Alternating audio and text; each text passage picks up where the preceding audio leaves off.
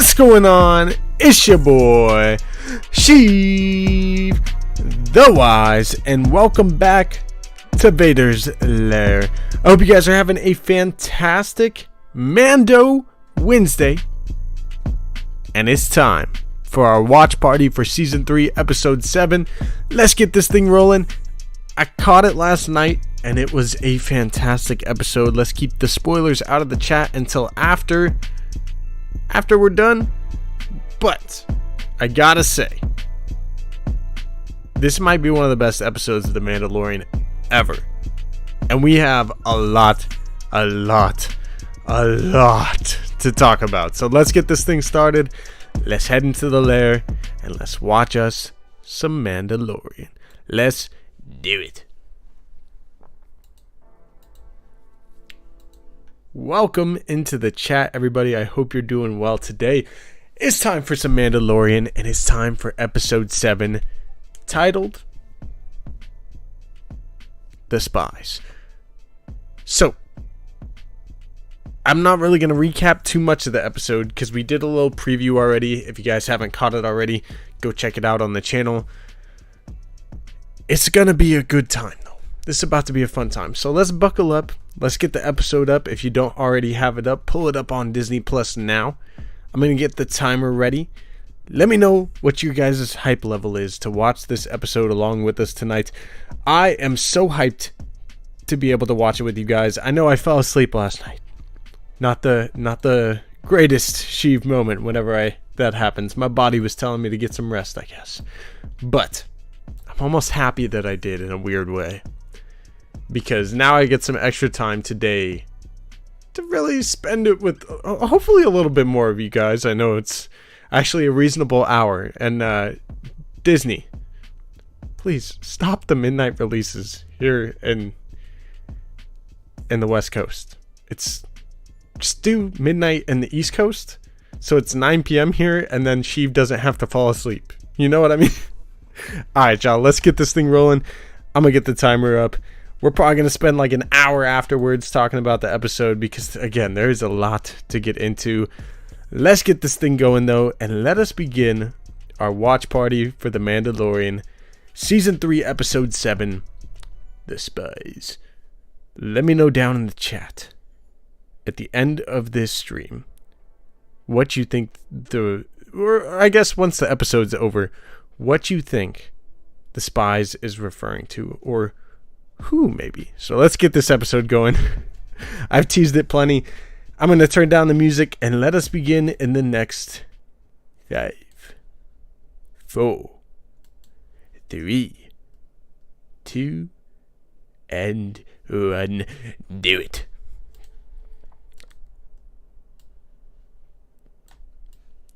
Let's go. Yo, I can't wait. Good to see you all in the chat, by the way.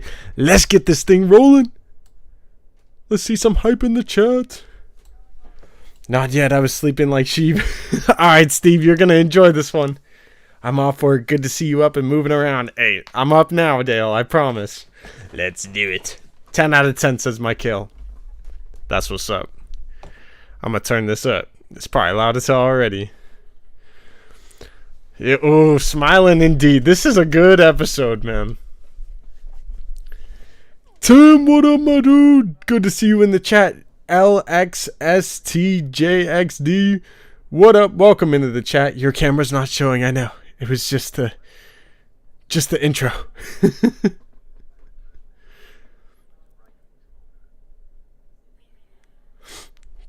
I knew. It was just the intro, guys. I appreciate y'all, though. You know what's hilarious? I was thinking about how this episode was going to go as I was falling asleep last night before the stream. And I'm like, I bet you they're going to go back to Navarro and try to unite the Mandalorians. And then they're going to go to Mandalore and stuff's going to go down. And it's hilarious how it ends up playing out here. But God, this first scene is so good. I can't wait for this, man. Ahsoka's gonna be amazing. Let's go. Intro time. Alright. I'm gonna be rambling the whole time, man. This is such a good episode. Dawn, welcome into the chat.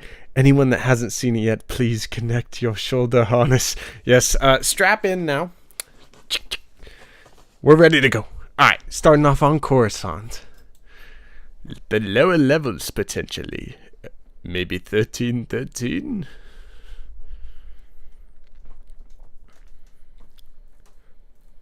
I love when Star Wars has this kind of electronic dance music, you know what I mean? EDM. Elia Kane. She has been a thorn in our side this season, hasn't she? I remember when everyone thought she was Sabine back in season 2. Lobo, welcome in, my dude. Good to see you in the chat. Sabersmith, you too, my man. We all talking at the same time. I know, dude. We all hype for this, man. The last 2 episodes are hype. The music always gives cyberpunk vibes. Yeah. You know what's hilarious? This intro kind of reminds me a lot of the beginning of Andor, when Cassian's like walking through the Morlana 1 streets and everything, and it's raining. But this is a little different. A probe droid. Ah, she is working for the Empire. I knew it. Elias definitely one of the spies. Yeah. I was wondering if those numbers have significance too. Kind of reminded me of like Rex or something. I know it's not. And we know TK is what they classify the employees of the Empire, the soldiers, I guess. Dude, I can't believe the pirates are actually tied into them.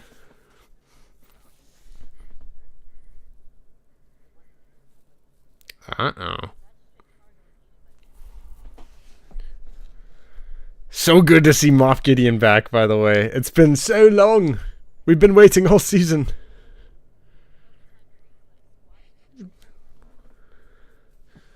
Impossible.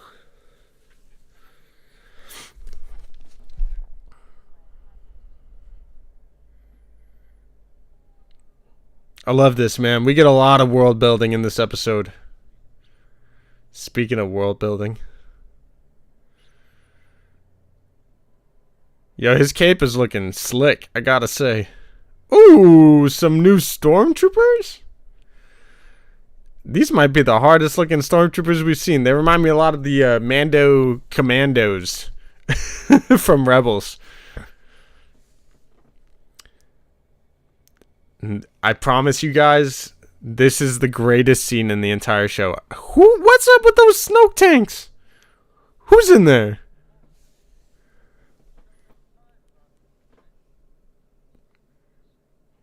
This is the... Pay attention here, y'all.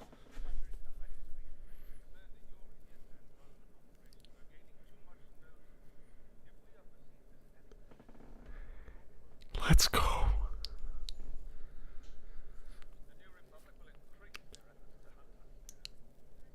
Y'all might not know who the mustache guy is, but he's important. He is important, and I am hyped about it. Okay. Wow.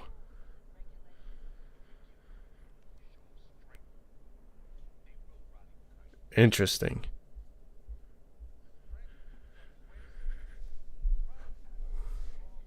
Grand Admiral Thrawn. His return. So he is working with the Empire for sure. Hey, Hux! Daddy Hux! Pelican! Let's go! Y'all don't know. Y'all don't know. Unless you do. If you know, you know.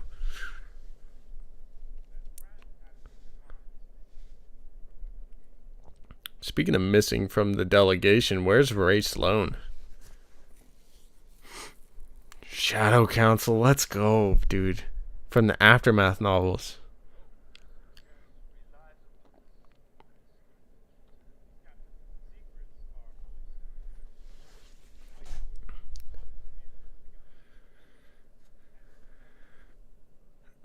I wonder why, my guy. If you're... Thrawn's secrecy is probably because my dude wants himself to be secret. Moff Gideon, if you can't find him, that's because Thrawn's smarter than you. Oof. Look at all these Imperials. All of them want the throne for themselves. Project Necromancer.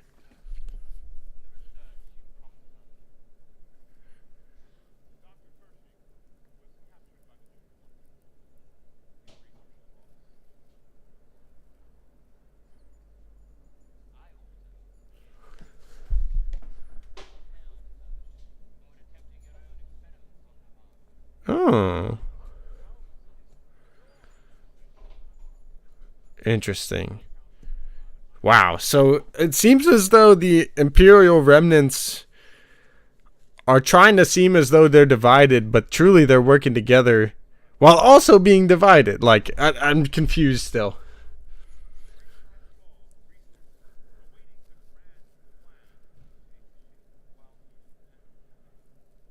Amass countless resources. Interesting.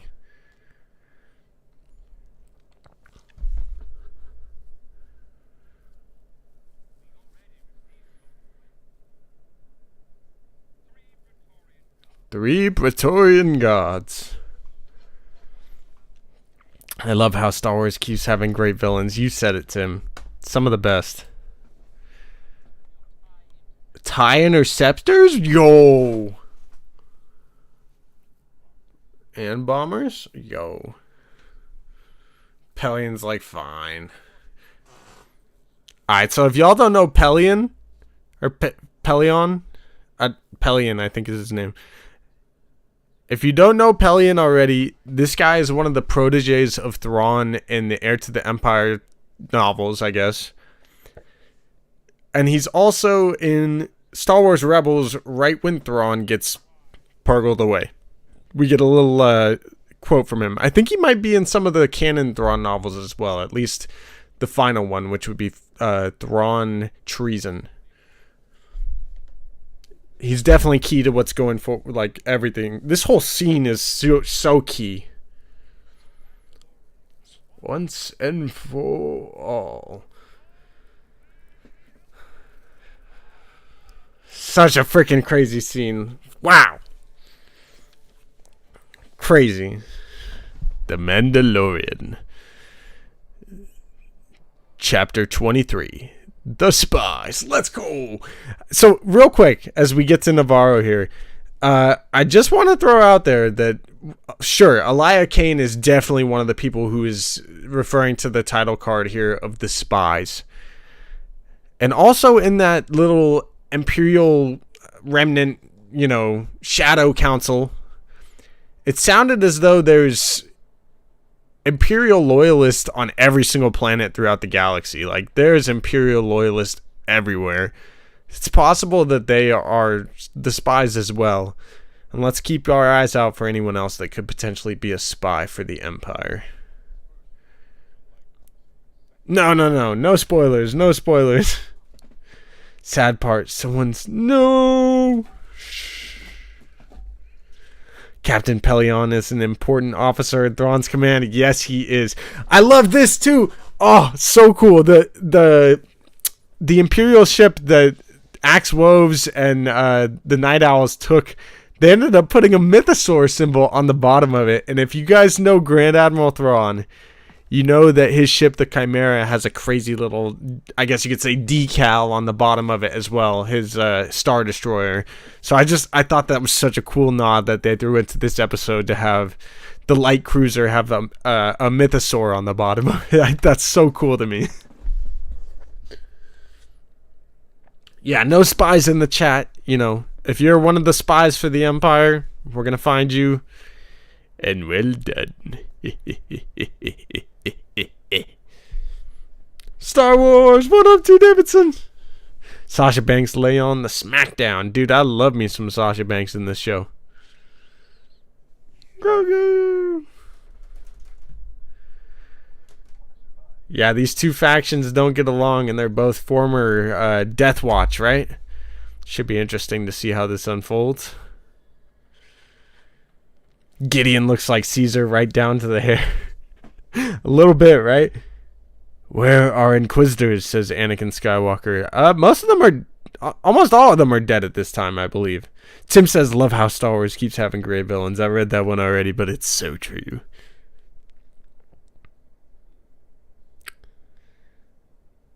Yeah, who was in those Bacta tanks? Was that Snoke?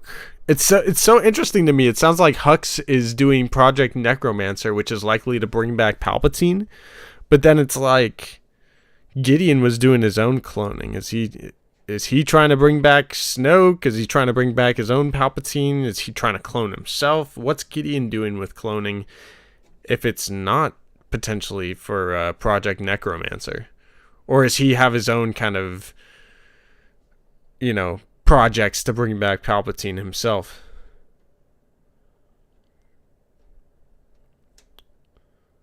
Uh-oh. Beef. Yo, I still need Daniel Logan as one of these Mandos. Ah, the armor.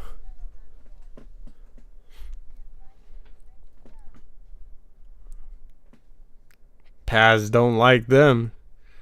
You could definitely tell there's some animosity between these two clans, and especially between Axe Woes and Paz Vizsla. Look at Axe. Look at the two of them look at each other. Timano.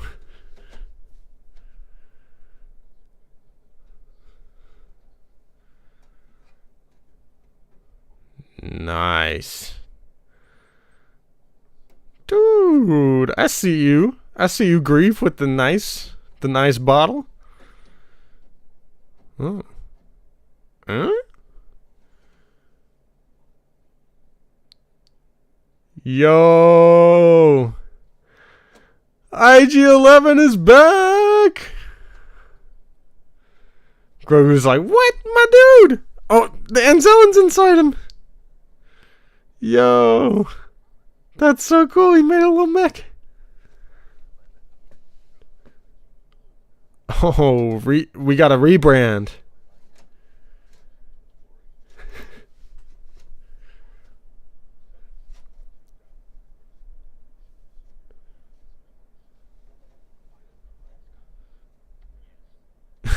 Yes. Brandon Trent says, Eight Brother could have survived Malachor and might return to fight Ahsoka in her spinoff. That's definitely possible. It looks like that in the trailers. Oh my god, we're going to put Grogu in it. Let's go. Grogu, yay. No squeezy. I love the Anzellans. Aw, Din, come on. My dude is 50. He could do it. Grief is like the uncle or grandpa that's like, you know, gets the kid what he wants, and the parents are like, don't do that. Yay! He looks so good in there.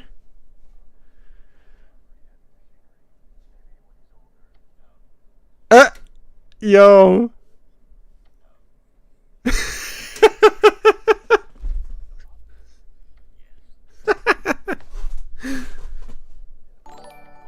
Yo, talented Mr. Griffin, thank you for the 8 months of membership.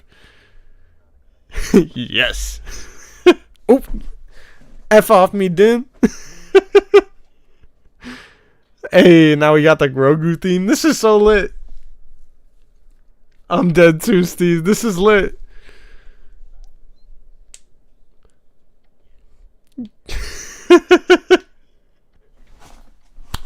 Yes, yes, yes.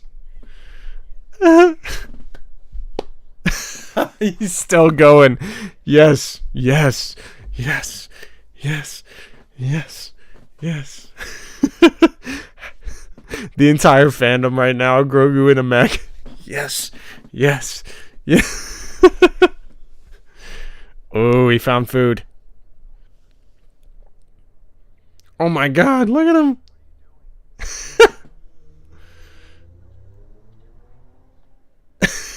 Din's like, I've had it. Grogu's like, fam, what the heck? Melu, run! Yes! Uh-oh. I'm so dead. Uh-oh. The other half of the fandom. This isn't working for me. I'm dead, Din. That's so freaking funny. I love it, though. That's, you know, I'd heard about the Grogu mech idea or rumor a long time ago. I'm happy as hell with it. This is hilarious. They did that perfectly. The humor is so well put too. Like Din's even like, I'm done, bro. Charlie, what up?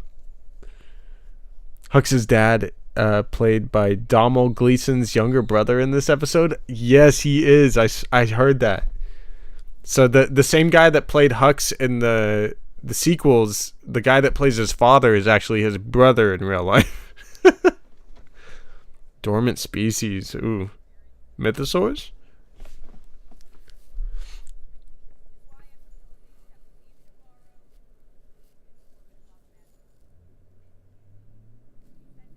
Interesting. Okay, so we're going back to Mandalore. What up, OG? Welcome into the chat, my dude.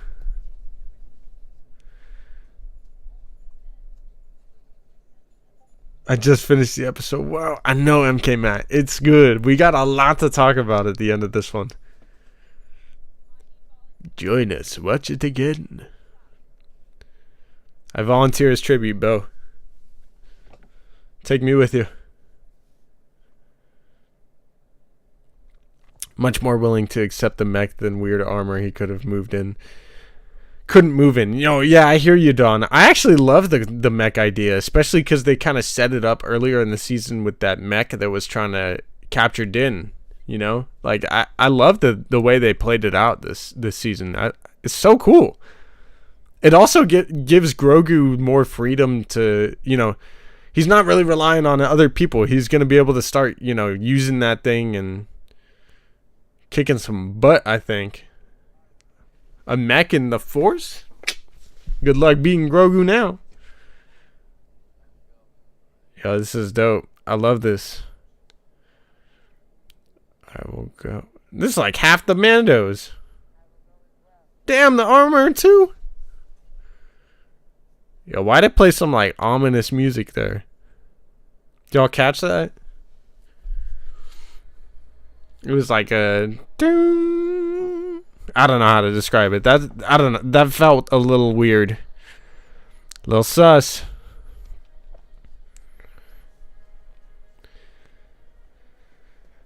Yes, no spoilers in the chat, please. Let us keep them out.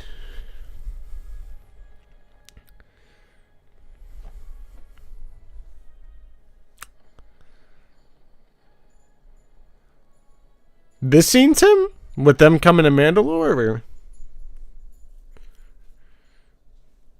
Love the music. It's epic. Yeah, it is.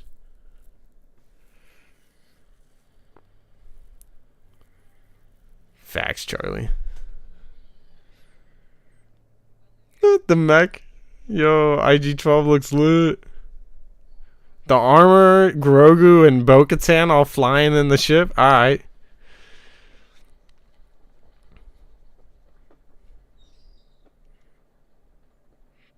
That's sick. Both clans.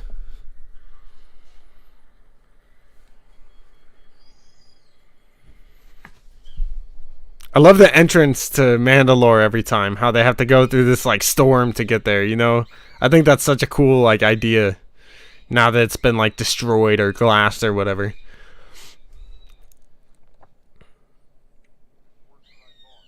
It's not that bad, Paz. Oh shit. Axe was there when it happened? That's crazy. That sounded like Axe was, right?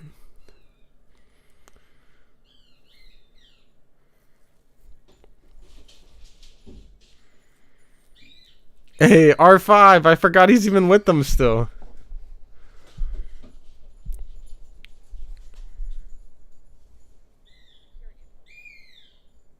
Yo. Going down? Let's do it.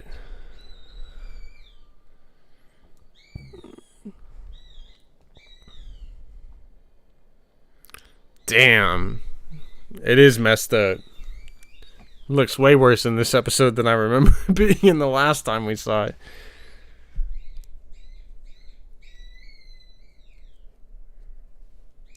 On my third watch of this episode, catching up with you guys. Omi-Juan, this is probably my third watch too, but I've analyzed the scene in the beginning with the Shadow Council. I've analyzed that scene about 10 times.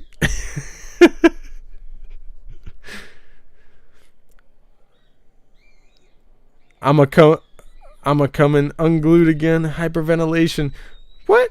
Don, I hope you're all good. Hype. This episode's so good though. I get it. I was hyperventilating after it too. I hope you're okay though, for real. Take my poll for next episode for now. Say what?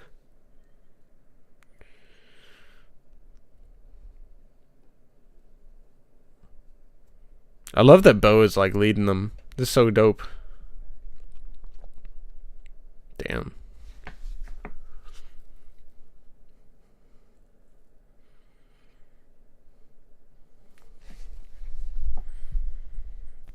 Alright, they're headed to the forge. We heard about that in chapter 21.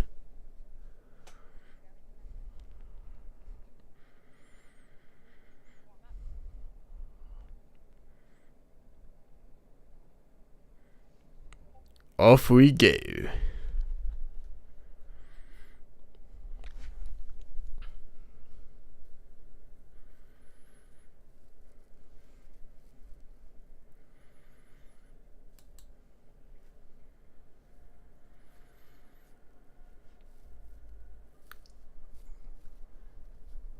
Hey, let's keep the spoiler. If you've seen the episode, keep any kind of spoiler stuff you might have out of the chat. But definitely, if you got questions for me about the episode, make sure to throw them in as soon as we're done.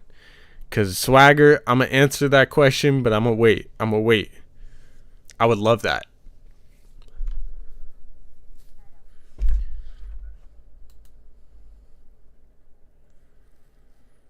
Hey, this is the way, homie Juan. Much love to you, my dude.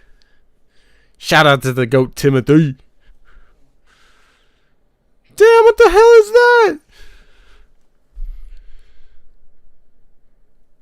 I ain't never seen nothing like that before. Kind of reminds me of maybe like what Rex and the other clones had. Do you have food?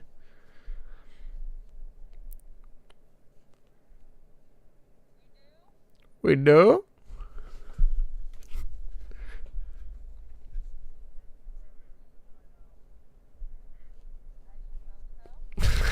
I love that response. I should hope so. They're Mandalorians. The armor noticed before anybody. I can't even tell they're Mandalorians. I guess you can kind of tell. They asked if that's Bo-Katan? Damn. I guess everybody would know Bo-Katan, right? She was the leader. More Mandos. That's crazy. Where did these guys come from? Oh, the dude in the middle looks sick. Yo.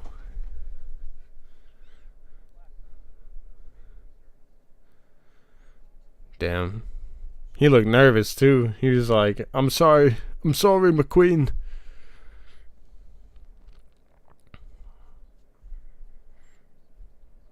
Whew. Damn. They really messed Mandalore up.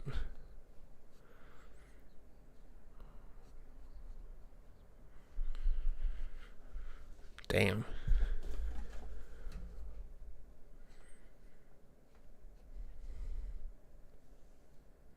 He's like, what? Look at all of them looked at her like, what? Yo.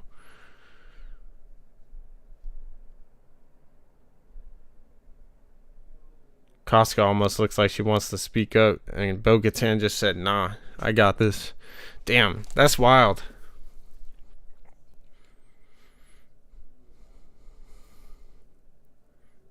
Damn. Wow. You can't negotiate with the ISB.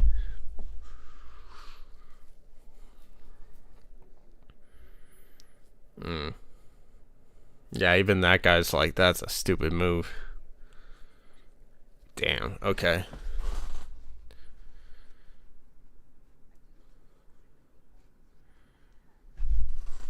Damn. Bo's trying to be like her sister and look out for the peeps. Of course he did. Of course he betrayed you. That guy looks kind of grumpy and also hurt.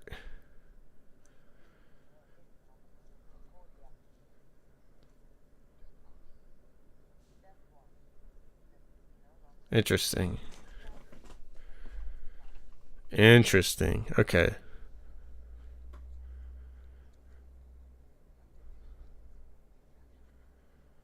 Yeah. No, yeah, the Mandalorian Civil War has destroyed them. Dude, I know, Dawn. That's wild. Skinny Pete and Gus Fring? What? There's no way. Yo. That's crazy. Is that Skinny Pete? It looks just like him, right? That must be. I didn't even realize that, Obi-Wan. That's sick. Glad to have Moff Gideon Fring, CEO of Los Pollos Hermanos, back in Mandalorian Season 3, right? Damn.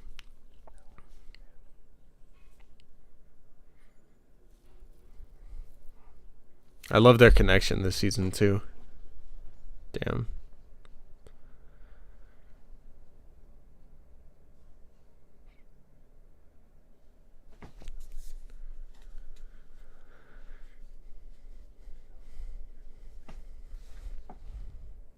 There's so much in this episode, man.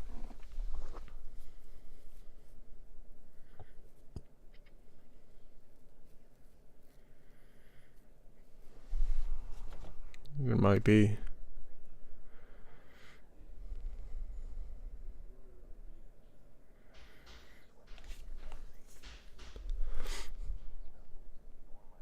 I knew it. Don't give a crap about that saber.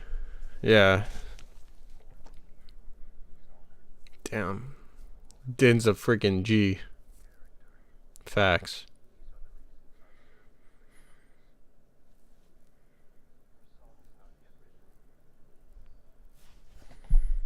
Until it is. That's hard as hell. Din's a freaking G, man. Maybe that's going to show some character development from him following the path of the Children of the Watch, too. You know, that's not exactly their thing. Like, obviously they do honor and loyalty and all that, but they're like, they got all the extra stuff that I don't know if Din truly believes in.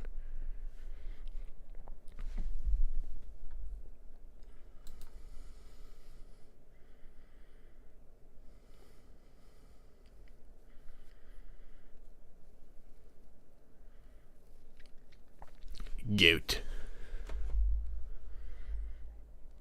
Hold up, that was weird as hell. Y'all saw that? Nah. Right at like 30 minutes. The armor and that guy had a little moment there. What was that?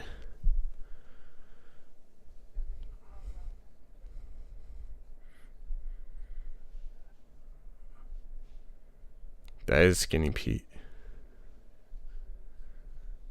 Alright. To the forge. To the forge. Your song is not yet written. I love that line, Obi-Wan. I love it. Because the songs of Eon's Past and all that stuff. So, like, the song of Bo-Katan has not been written fully yet. And Din's going to serve her until it is. Yeah, I'm telling you, there is something weird going on there between the leader of the Surface Mandos and the armor. I don't know how I feel about that scene. That was weird. There's no extra, like, context either. Now we got the armor bringing all these people out.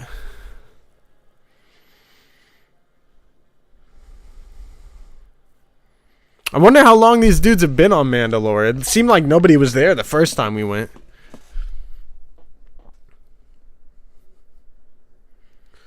Who's younger? Mando? Do we know him? Says Steve. I'm not sure. Who are you talking about? Which one are you talking about? Yo, are they playing chess?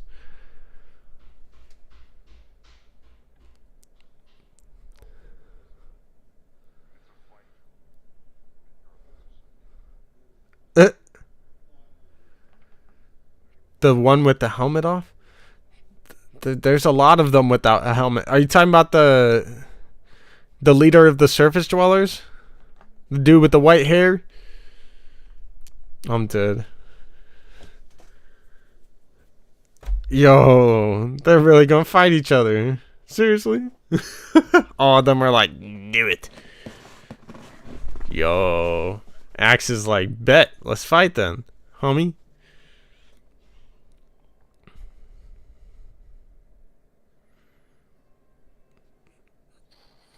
Oh, a knee to the face? That probably hurt your knee. I'll tell you this, I wouldn't want to be the dude that starts up a fight with Paz Vizsla over a game.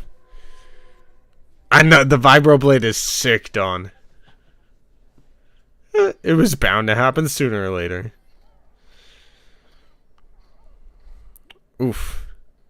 Axe is getting his butt whooped. Again.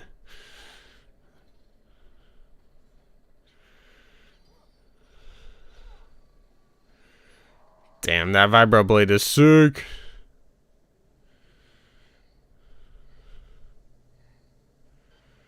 Casca's like, hey man, you did this.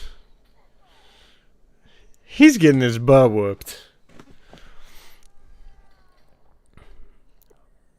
Yo, Grogu? No. No. Yo, look at this man. Crown him the Mandalorian now. That was sick. No. Hell yeah. His apprentice. Yo, I wonder if he learned that from Kelleran or Luke, potentially. It's obviously his Jedi teachings, right? But I'd love to see that, man. He's just shows Grogu is really the future for the Mandalorians. He's going to be able to, you know, potentially unify them. Why do we keep going back to the armor flying to the ship? What's she doing?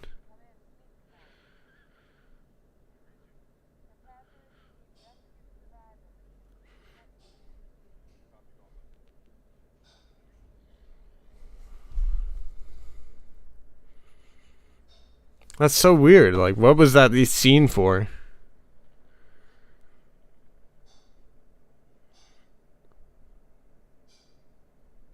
I'm still confused. Like, what the hell? What now?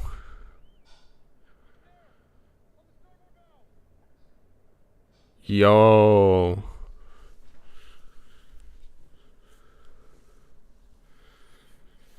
What the heck? Yo, their helmets are sick. The surface dweller Mandos, I love those. Those are dope. Mythosaur? I don't know.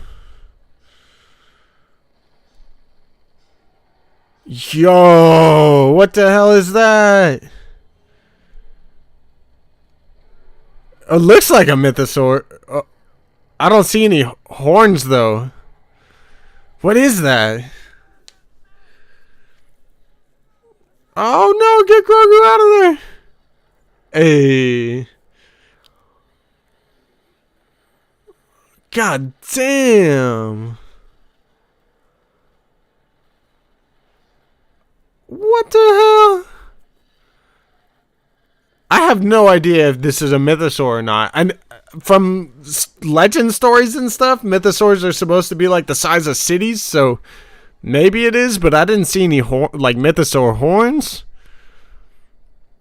Bo-Katan did say that like there's some crazy wildlife on the planet, and the Mandos have been fighting some crazy creatures all season. You know what I mean? They've had some bad luck. Lava monster, says Michael. Interesting. Krayt dragon? It kind of looked like a Krayt dragon, right? I don't know if there's crate dragons on Mandalore, but Aaron Tomato, what up? Darth Maximus, welcome into the chat, my dude. Foundling Grogu bringing balance. Yes, swagger. The goat himself. Oh, the visuals of this are so freaking dope, man. I love this season. This episode's so good. Yo.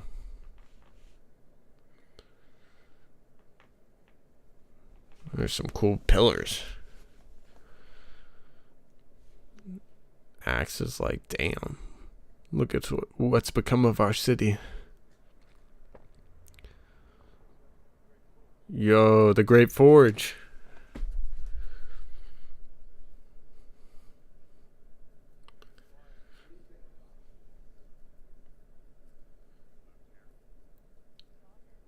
Damn. Damn, they never left.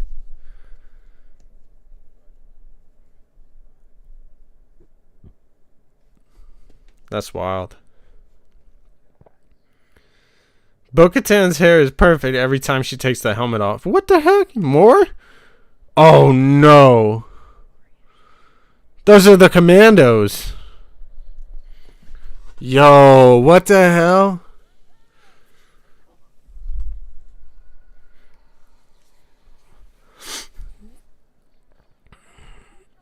What?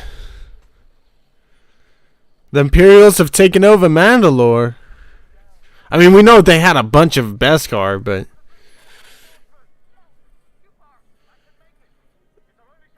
oh my god. Grogu is the chosen one, indeed. What up, RF Gaming? Welcome into the chat. Good to see Sleeping Beauty himself. Good morning. Oh my god. Who just flew out of there? I'd missed that.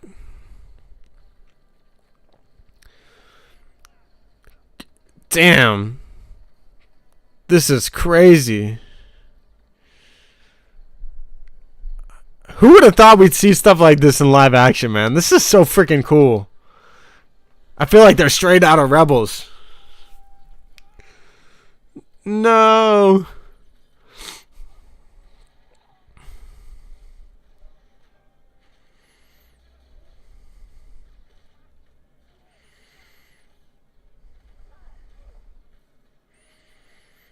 Damn. Yo, take his kneecap out.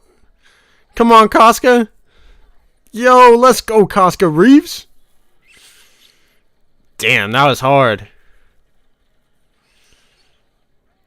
Hey, Paz. Let's go.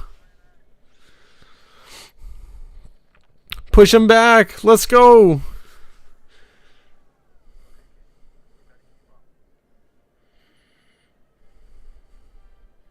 Casca is a beast right there, Tim. Facts. Rebels vibes. I know, right? I'm such a fan of Rebels. This is awesome. Clone Wars, Rebels vibes. It's Star Wars, man. This feels so Star Wars. Let's go, Bo. I'm digging these Imperial Mando Commando dudes. Commando Stormtroopers.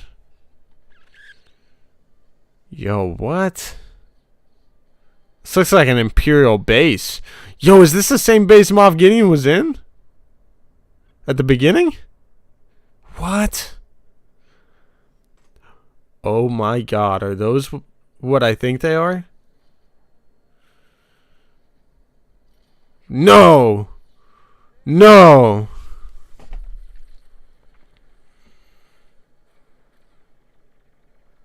Oh my god.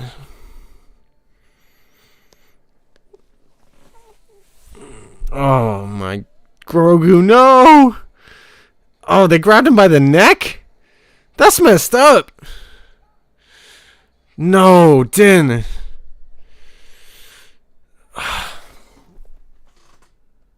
No way. He's got a whole freaking Beskar armor on. Oh no. Yo, are those maul spikes?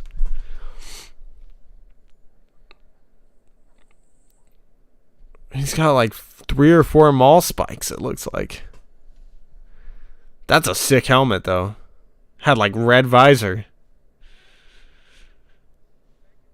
Whoa. Oh, shit. That's right, he wanted bombers, huh? He's gonna bomb Mandalore again, or what?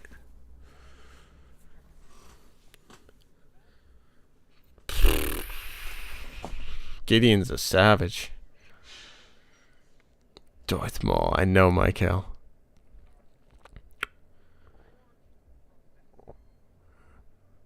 Not gonna lie, Gideon looks pretty sick in that. That's crazy.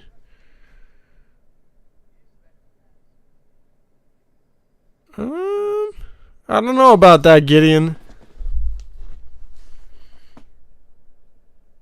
Damn.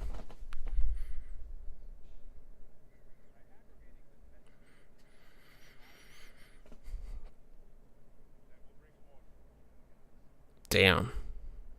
Gideon's trying to take over.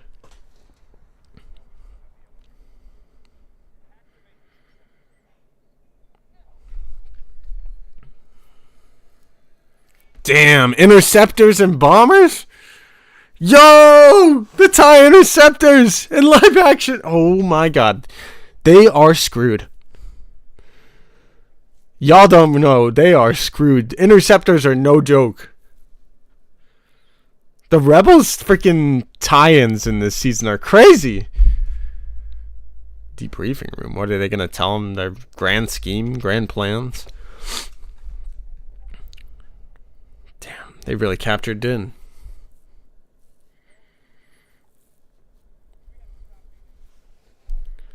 In live action. I know. He looks like Peacemaker's dad with this suit. I'm dead. Almost has like a speaker in the middle of it. I just noticed that.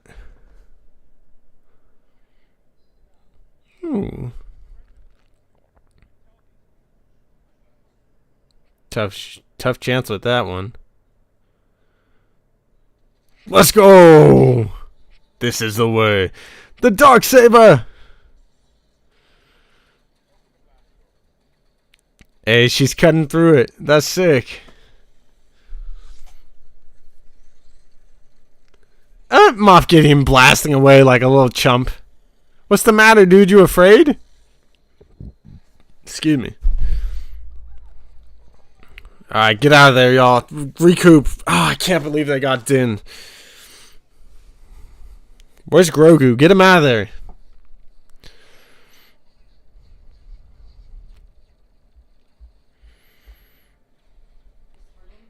Such a snake, yeah. He really is. Damn.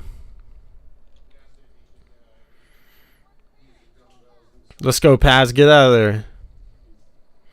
You're taking... Get out of there, Paz. No. No, not Paz 2. Oh. Damn.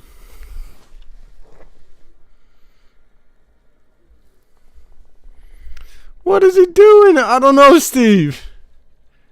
He's fighting him off, though. Oh, his gun's overheating like in Battlefront. Yo, look at it. It's like melting. No, you gotta let it charge up, my dude. Oh, damn. Paz a beast. Get off me, son. Damn. Oh, he just chucked him off the cliff. Yo, he survived too. Look at that dude. Paz, you're a beast. Let's go.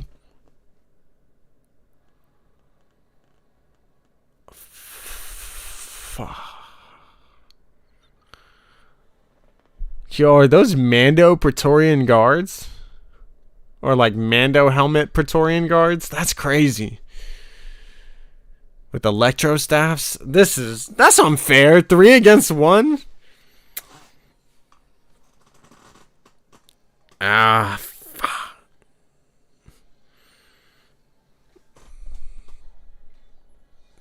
Damn. That's a brutal death. Oh, man. They just walked him. Done with you. That's crazy. Everybody wanted steaks this season. Here you go. Oh, man. That's messed up. What a freaking episode, y'all. Let me know what you thought of episode 7 of season 3 of The Mandalorian, The Spies. Let me know what you thought of it down in the comments or in the chat below. Wow. 10 out of 10 to me. That was probably as perfect as you could have got. I feel like some of this exposition maybe could have been earlier in the season, but also, like, what a freaking episode. 11 out of 10, says Dawn. Let me know what you guys thought on a scale of 1 to 10 in the chat. RF Gaming, 10,000 out of 10. That's pretty freaking crazy. Holy shit. 10 out of 10 for sure, says Steve Starenka. Definitely, man.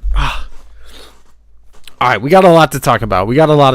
Let me pause this and let's turn off the timer and let's get into it, man. Let's see what y'all got to say about this episode. If you guys have any questions, feel free to throw them into the chat, or feel free to support the channel by throwing in a super chat if you can afford to. That would be greatly appreciated. It helps the channel keep going, and just means a lot to me. So if you can't do that, just smash the like button, subscribe to the channel if you're new, and a big welcome to you if you are. Let's talk about this episode.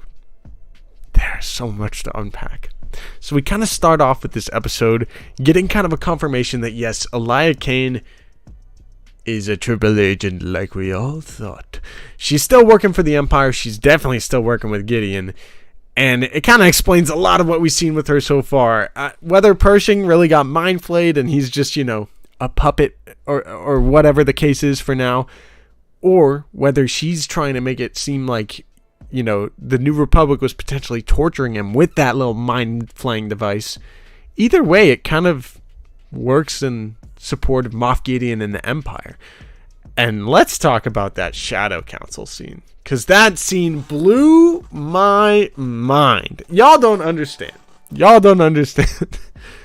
Rancor Tears, thank you for subscribing to the channel.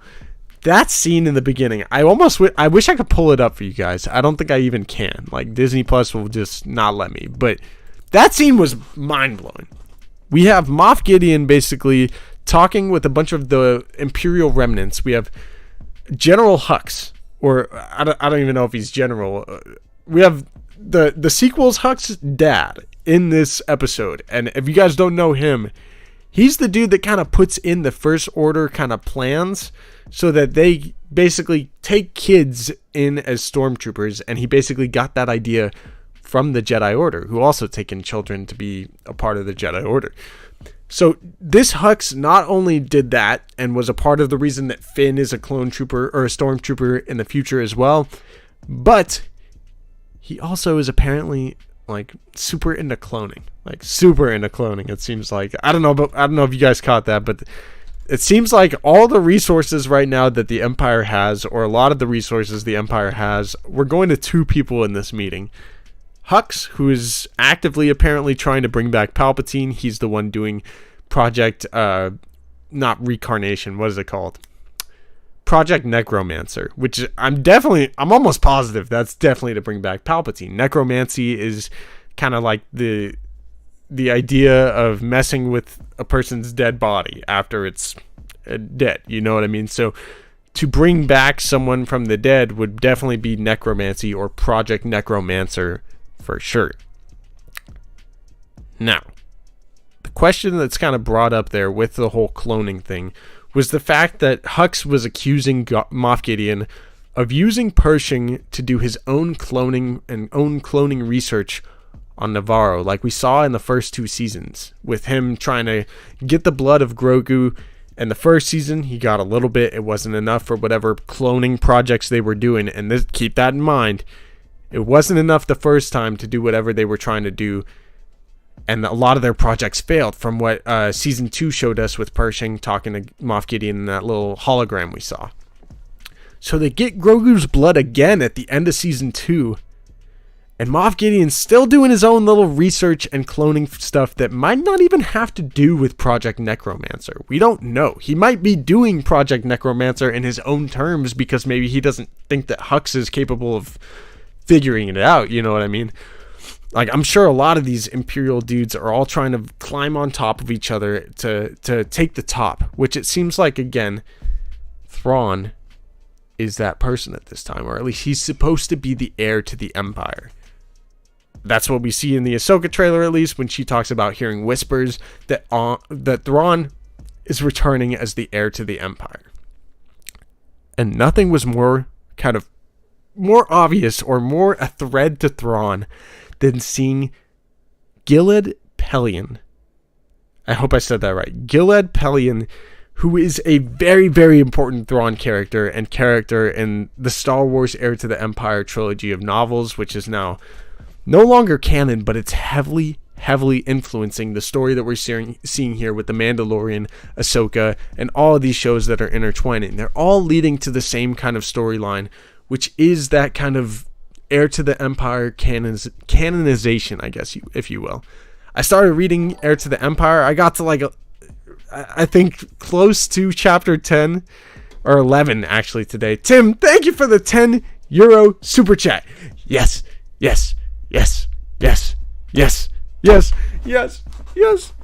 How much did you guys freaking love that Grogu mech suit? So freaking cool, man. I had heard about the Grogu mech a long time ago, and at the time I was like, I feel like the fandom's not gonna like this, or it's gonna be it's not gonna play out the way that we're hoping. And we had even heard it was IG-11, and the idea to me was like, dude, this sounds freaking sick. We actually got it this episode, finally paying off the IG-11 storyline from episode 1 of the season. And it was better than I ever could have imagined, man. I freaking loved Grogu in that mech suit. I loved the little yes and no buttons they're still kind of trying out what Grogu's voice is going to be like, I think, because they want to make sure it's perfected, I think, when they actually do have Grogu starting to talk.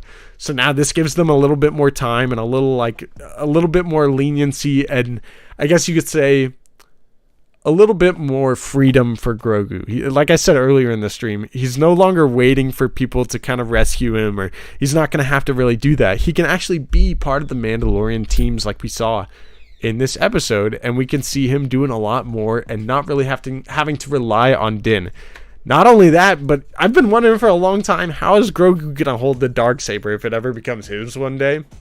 And not only was he showing promise in the fact that he is definitely capable of uniting the Mandalorians, but we also see the fact that he has this mech suit now that maybe can wield it for him. I'm just saying, that would be so freaking sick. Steve Staranka, much love, my dude. I'm so happy you got to watch this episode, and thank you for the 5 Vader's Lair memberships. If you happen to get one of those memberships in the chat, make sure to say thank you to Steve Staranka. And Steve, thank you for bringing some new members into the community. Welcome to the dark side. Let's go. All right. What was I talking about? Because we were still on that Shadow Council stuff, because it is mind-blowing to me. We were talking about Gilad Pellaeon. Admiral Pellaeon, whatever his name is. Pellaeon. We finally freaking see him in live action. Again, a very important character to the Thrawn books. He's almost like a protege to Thrawn in a lot of freaking ways. Mateo, welcome to the membership. Welcome to the dark side. I'm so glad you got a membership. Make sure to say thank you to Steve Staranka in the chat.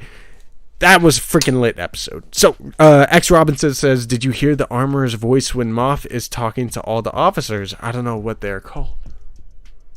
I did not. So that's my big question coming out of this episode, and I want to know what you guys think down in the chat. The title of the episode is obviously The Spies.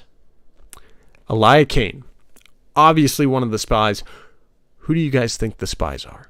Because it's the spies. There's multiple. It's not just Elia Kane. There's multiple spies in this episode, but who? Everybody kind of seems like they're doing their normal kind of stuff. Well, the number one suspect, I think a lot of you guys are thinking the same thing as me. It's got to be the armor. The Armorer has got to be some sort of spy, right? Like, she's been suspect since season 1. You know what I mean? She's got all these rules.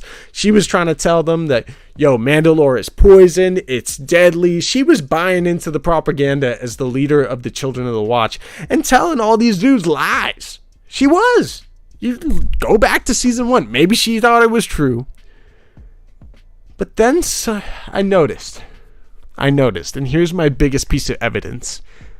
Go back to chapter 21. When she's talking to Bo-Katan and tells her to take off her helmet, the Armorer says to her, almost at the start of that conversation, I've been to the Great Forge. Maybe she was referring to a time before the Empire when she was at the Great Forge. She was, maybe an armorer there as well. You know what I mean? She's probably been an armorer for a long time. Maybe she's recast, as a lot of fans even have thought in the fandom. But I don't know. Like, the way she says it to Bo-Katan there, I feel like it's foreshadowing. And not only that, she says, I've been to the Great Forge. And earlier in the season, we see her testing out her own living waters, or the very first scene of the entire season has her forging a helmet and pouring a little bit of living waters into her own forge. The question is, how the hell did she get those living waters? Especially if she thought that Mandalore was destroyed or, inhabitable. If she thought that it was inhabitable, where the hell did she get those living waters? Well, I noticed a little scene in this episode too, where the surface dweller Mandos, which they're suspect as hell too. They're probably number 2 on the suspect list of who done it. It goes the Armorer and then the surface dweller Mandos. I don't even know what to call them other than that. Just the dudes that have been on Mandalore. Those dudes are super suspect. You know what I mean? Like, why didn't you tell everybody else it was safe to come back? First of all. Second, here's a crazy theory. I think the Armorer knows them or is in league with them. And it doesn't all add up in my head because I don't know what they gain from this. I don't know what the Armorer or these surface dweller Mandos would really gain from being in league with Moff Gideon. I'm not sure. Maybe the Armorer is like, yo, I'm tired of these fools that take off their helmet and that don't follow the way.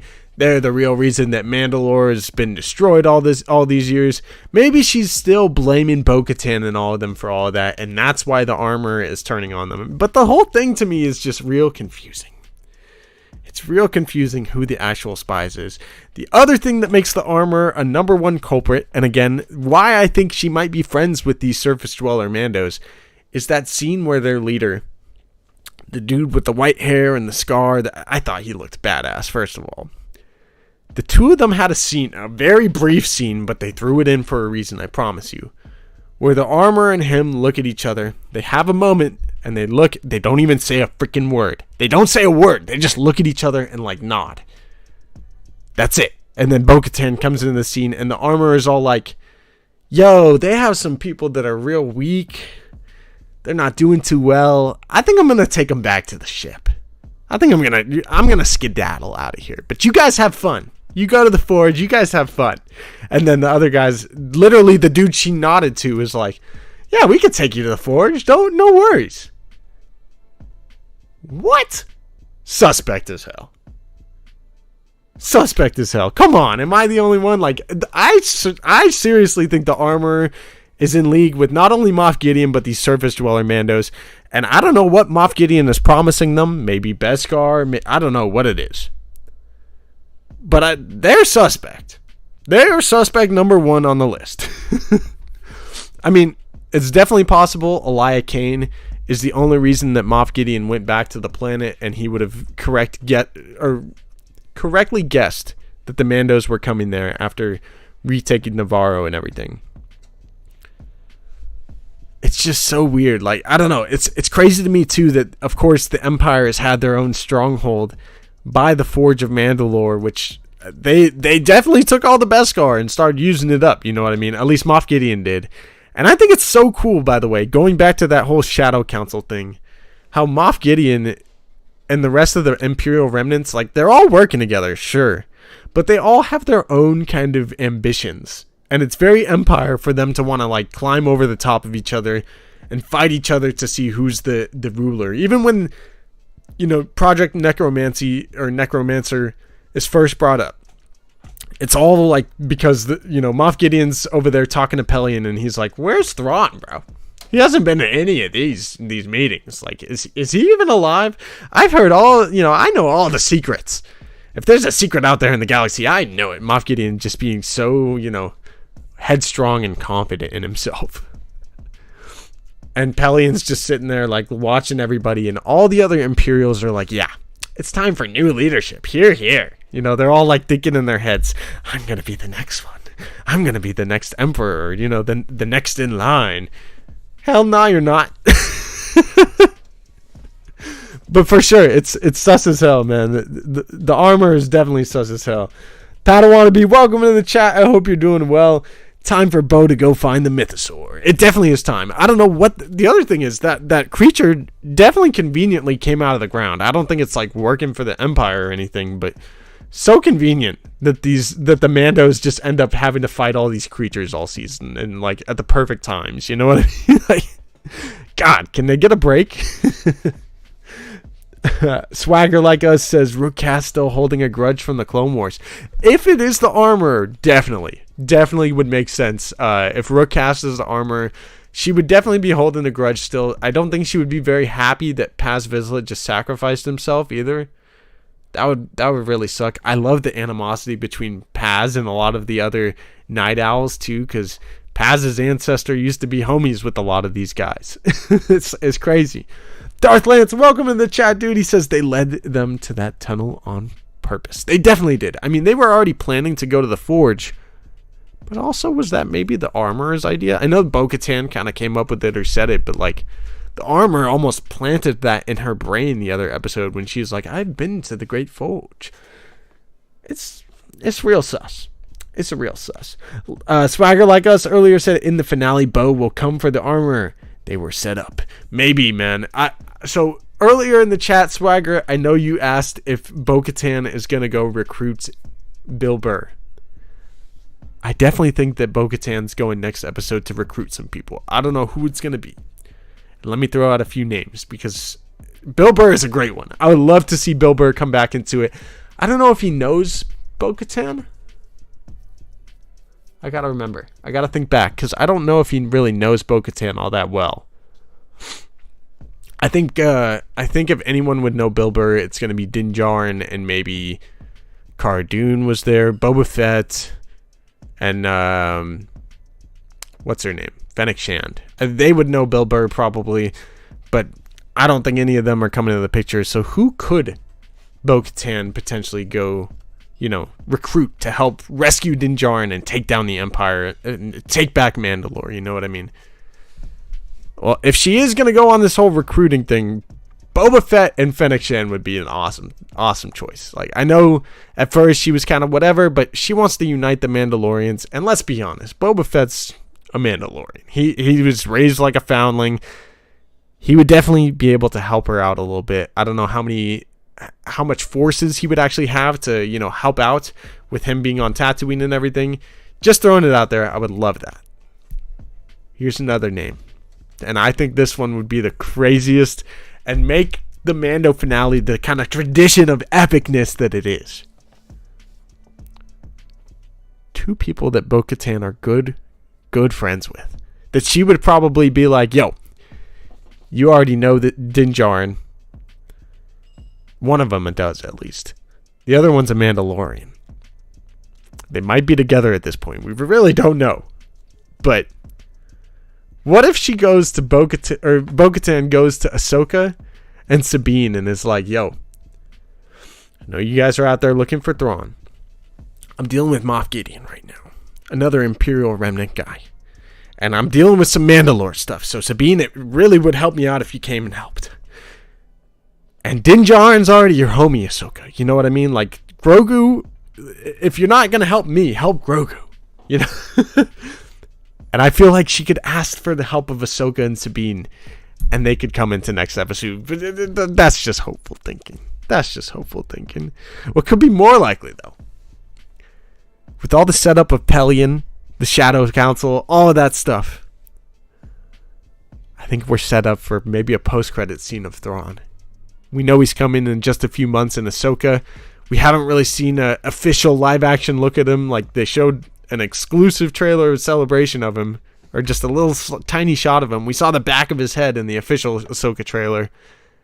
What if we get our first official look of what he's doing with the Imperial remnants and what he's out there in the unknown regions doing here in The Mandalorian, and kind of a post-credit scene that sets up Ahsoka? I think it's never been more, capable of being real. I'm hyped for it, man. Tim said a little bit ago she wasn't fighting with them. She dipped before anything went down. Yeah, the armor is sus as hell. She's bad news. Bad news. Boba, says Don Basham. Do it. Come on. We all want to see Boba back in the show. We want to see him become a Mandalorian officially. I'm here for it. Padawannabe says Mando could find an elite team to add to the Mandos. Maybe. I don't know exactly who. I was thinking earlier, what kind of Mandos are actually out there that she could go find? And that's what led me to Ahsoka and Sabine, because you know what I mean. Those are probably the two craziest characters. Not to mention, we did see Zeb out there. And Carson Teva was 100% right. You know what I mean? I remember when Carson Teva was like, I think these pirates might be connected to we call Zeb or Phoenix Squadron, and it's like, yo, the Mandos need your help. I know you're good friends with some Mandalorians like Sabine, and they come to help. I think that would be so cool. Plus, we know the New Republic's not going to help. You know what I mean? Alright, what is y'all saying in the chat? Don says Bubba would stand for Din. Facts. If he knew that Din was captured by the Empire, he'd be like, say less. Let's go get him back. Brandon Trent says Boba Fett, Fennec Shan, and the Bosk could be recruited by Bo to save Din Djarin. I don't know where Bosk came from, but hey, I'm here for it. That would be dope. Fen Rouse maybe says Omi-Wan Nahomi. Dude, that would be sick. That would be sick if we see Fen Rao. That could make sense. He's probably friends with Bo-Katan, and he would probably be around still. So Fen Rao would be sick. I would love to see that. The Protector is Fen Rao. That would be sick. Yeah, Dawn, I'm with you. Reefer Man says, can we lose IG-11 armored suit, please? No, I love it. I think it's awesome. What did you guys think of it, man? What did you guys think of the mech now that it's officially here?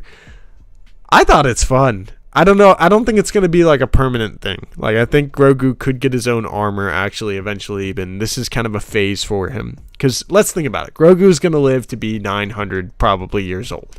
He's got a lot of life left in him. This could just be kind of until he grows up a little bit more, which I'm cool with, man. He gets some experience in this mech. That's sick, man. Imagine going down Yoda's timeline and seeing him, ride in a mech at one point. That would have blown our minds. I think this is such a freaking cool idea.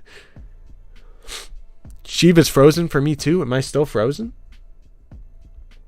Oh, I hope it's not me. I hope we're back. Are we back? My Wi-Fi is... Nope, I'm frozen. Why am I frozen? Why am I frozen? That's so weird. I can see now? Okay. I don't know. I see myself as frozen on the studio, so I don't know what's happening. We're good now. Okay. Mech is way better than clunky armor. I think for right now, with where he's at, it's definitely better than clunky armor, because yeah, that's probably what would happen for Grogu, is it would be kind of clunky and he would be trying to ride around on it. It would just, he's already having a tough time walking and waddling by himself, so throwing in some armor into the mix would definitely be pretty freaking wild. You've been back for a good bit. It's all good. Alright, bet. Mateo, you're good now. Moving on my screen. Alright, bet. Thank you guys. Alright, so do we have any other crazy theories coming out of the episode? I still feel like we still need to see the Mythosaur, and it would be dope to see if that's kind of the reinforcements that Bo-Katan gets. If she rides that Mythosaur, not only could she probably take down that creature that slammed down their ship, that thing was crazy. The Mythosaur is probably even bigger, And I would love to see it destroy that thing and then take out the Imperial Remnant base on Mandalore. That would be chef's freaking kiss, man. Plus, they're still on Mandalore. Bo-Katan knows that the Mythosaur is there. She's got to go back and ride that thing, man. Go save Din Djarin. Go save him. And speaking of which, let's talk about Din Djarin a little bit, because I watched the episode last night for the first time. This is like my third or fourth time watching it through. How are we feeling about Din Djarin get captured? How do we feel about that? Like, are we worried potentially he could end up getting killed? Like, in the back of my mind, that's a worry. And then I'm kind of eased. I'm like, we know there's a season 4 of The Mandalorian. They're not going to kill Din Djarin off. They're not going to kill Din Djarin off. Heck, there's a Mandalorian movie coming, right? Like, they're not going to kill off Din Djarin, are they? Well, I hate to be the dude that throws a little speculation in the air with this, because I don't think they're killing Din. They better not. I love Din Djarin, man. Please don't. But Rick Famuyiwa and the other creators of The Mandalorian at Star Wars Celebration did say that the show has gotten to a point where it's kind of moved past Din Djarin being the titular character or being the Mandalorian that the show is talking about. And I've been saying since the beginning of the season, or really for a long time now, that Grogu might be the Mandalorian that the show is actually talking about. And of course, just like with the title The Spies and how Star Wars has so many double entendre meanings to their titles and names of things, I think the fact that the Mandalorian was kind of initially Din Djarin and now could mean Grogu, Bo-Katan, the Mandalorians as a whole, it's gotten to that level. It really is kind of a double entendre meaning, or a triple entendre, really, if you think about it. So the fact that the show has gotten to a point where Din Djarin isn't necessarily the titular character, he's taken a little bit of a backseat. We know that there's been some controversy or some stuff going on with Pedro Pascal not being on set due to time constraints and, you know, commitments to other shows, whether it's The Last of Us and all these other things that Pedro Pascal is doing. Do we think there's a chance that something could happen to Din Djarin? Brendan Wayne was even teasing on Instagram today that next week's episode is going to be... I'm paraphrasing here, but he basically said next week's episode might be rough, or it might be a tougher one, and he basically embraced or gave the expectation